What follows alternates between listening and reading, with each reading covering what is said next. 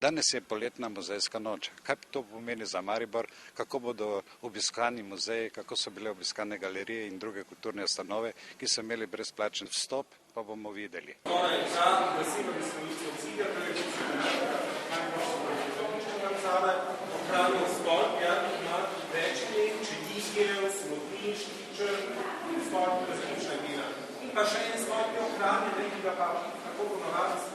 Kaj pa je tebe prignalo v muzej v tej pozni uri?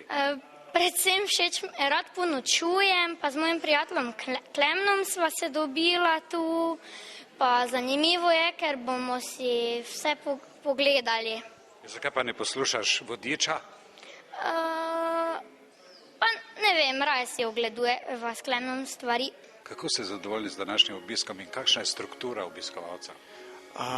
Struktura je zelo pestra.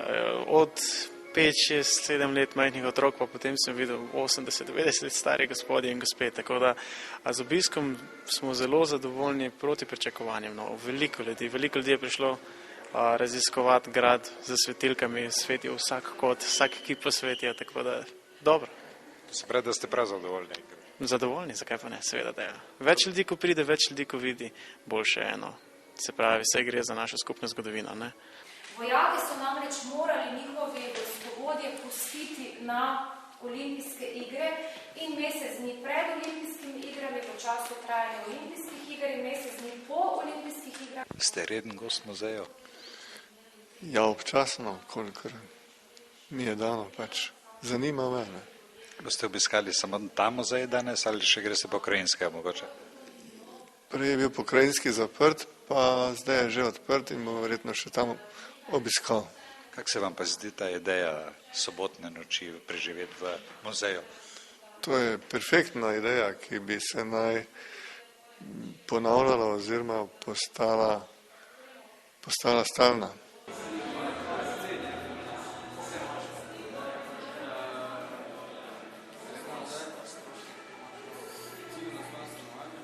Kaj vam je pripeljalo danes v galerijo? Ja, na mail sem dobil pač to za noč muzejev reklamo in sem rekel, zakaj pa ne. In vi? Isto, če poznam že, to je že nekaj let, pa... Drugače sta redna obiskovalca galerij? Ne, malo krat zahajam v galerije. To se pravi, nekakšen soboten preblisk? Ja, tak nekaj. Kako se vam zdi? Zdaj kot super. Ja, zelo fajn, lepo. Se pravi, da še bosta? Ja, sigurno, treba več to. Ja, verjetno. Ne poraza, ne izgube, ni v ljubezni.